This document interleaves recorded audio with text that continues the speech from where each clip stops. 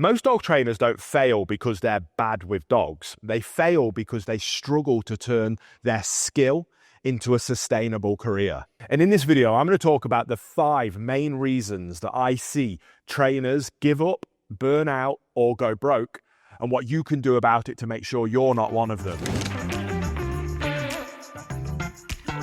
The first point is that I see trainers learn the craft, but not the career. Most trainers absolutely obsess over the skill with dogs, the experience with dogs, the knowledge with dogs, the scientific understanding of how dogs learn and how to shape and modify behavior. And all of those things are important, but they give no focus on how to take that and package it into a service that clients actually want to pay you for. I see so many incredibly talented dog trainers that struggle to become professional dog trainers because they don't know how to brand themselves, market themselves, package their services, or charge what they're worth. And it leads to frustration, resentment towards the industry, and eventually giving up or quitting on their dreams. And they were more than capable, more than skilled to be able to actually do the job. They were just missing those business fundamentals to allow them to take that next step.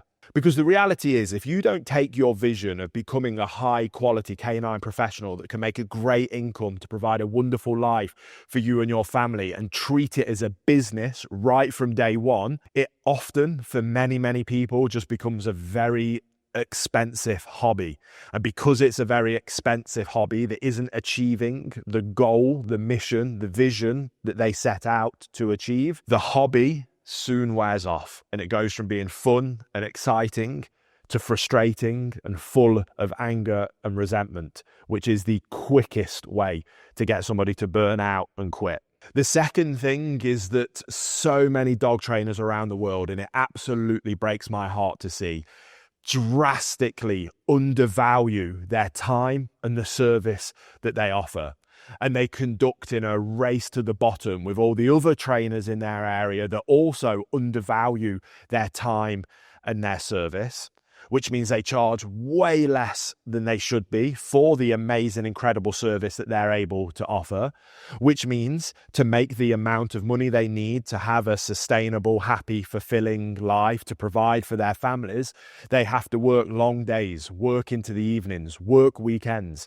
And again, doing that is a very quick way to burn out in this industry. And what was a fun, passion-fueled mission in the beginning becomes a resentment-full, angry, bitter professional that eventually quits because they go, I could just work a 9 to 5 for more money than this. Why am I doing all of this? Why am I dealing with all of this for such little money?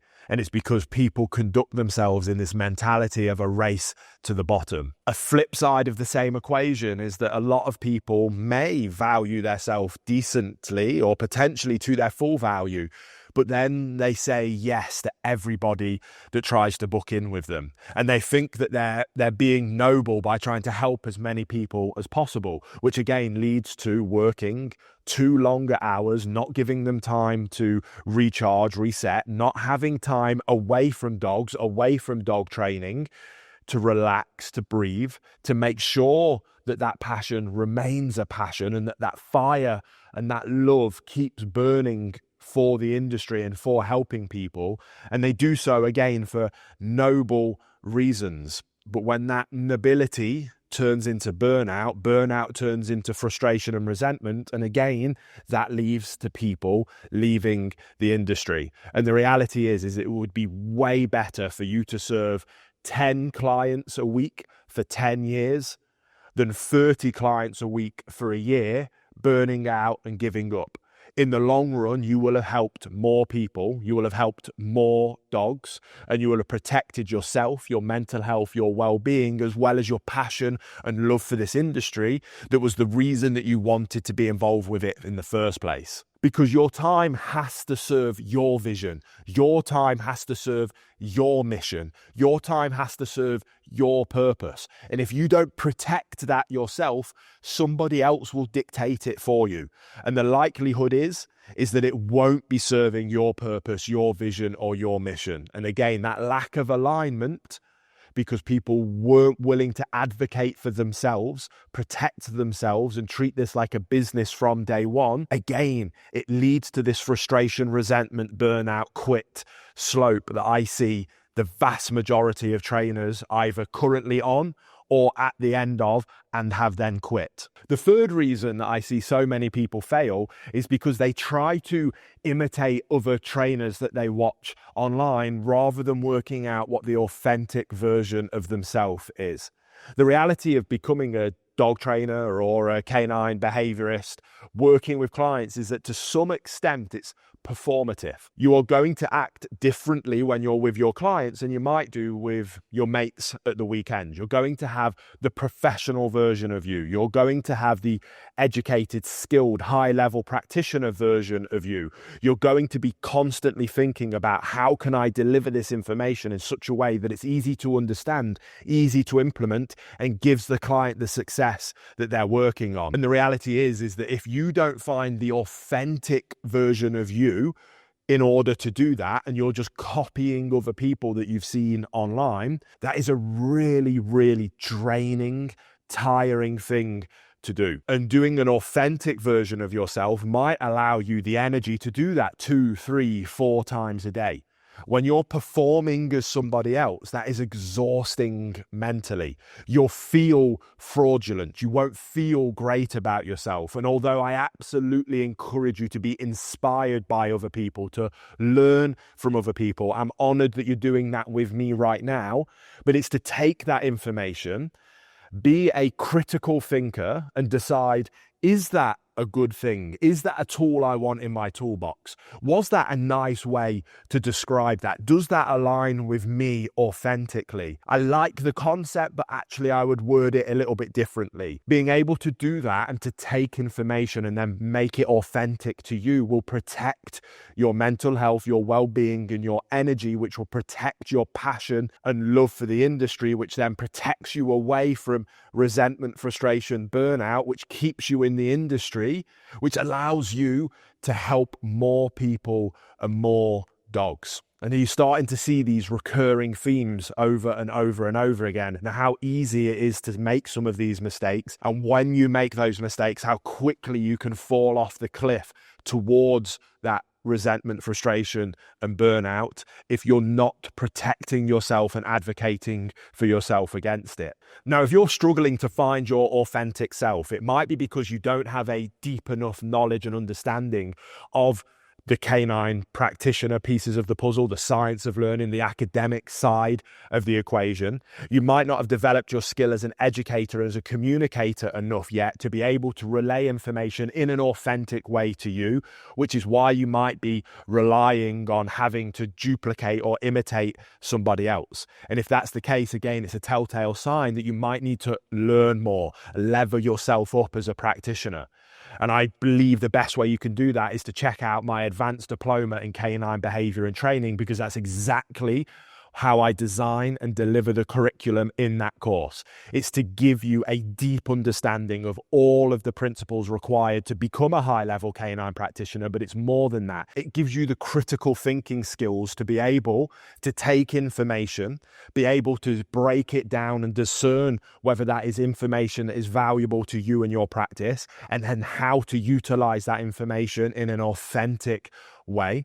And it helps you become a lifelong learner, because if you want to be a lifelong leader in this industry, lifelong leaders are lifelong learners. So it truly is everything that you need to get yourself to a place where you can offer a high quality service in such a way where you know your value, know your worth, and know how to charge for it, and be able to have a long-term, fulfilling, sustainable career, helping countless people, helping countless dogs, and providing an incredible income and life for you and your family in the process. So again, if you're interested in learning more about that advanced diploma, there's a link in the description box below, alongside a special discount for all of my YouTube viewers. Again, that'll be in the description box below. But let's move on to another reason why I see so many trainers fail time and time again. And this one might be hard to hear or might sound counterintuitive in the moment, but that is that they rely on passion alone.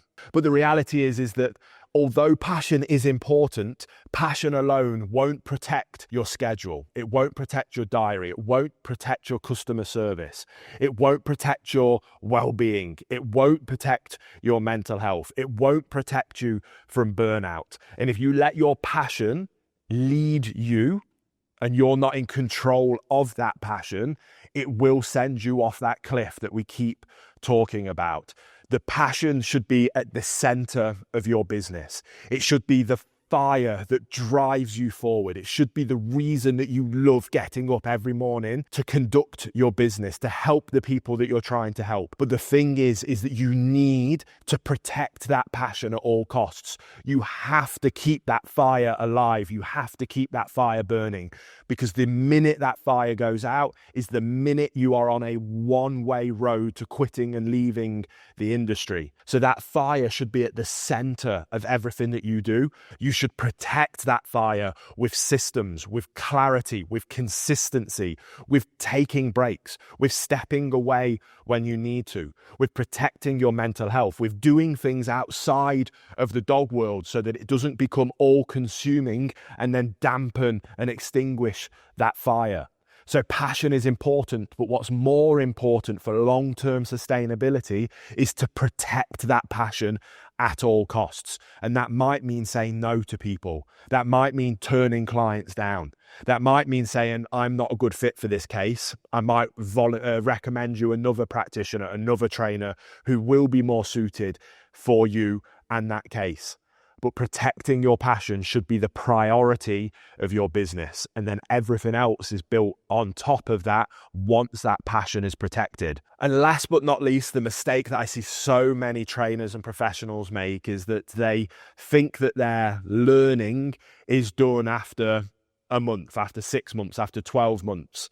Whatever they set out on this journey and give themselves learning time is that they think that that's the point in which the learning is done and now I just do the job. And society sets us up that way. There are so many jobs that you go to school, you go to uni, you get the qualification, and then you go and work and you never ever learn ever again. And your level of understanding stays at the place where it was when you left that qualification, when you left that school, when you left that college, when you left that university, and you never grow.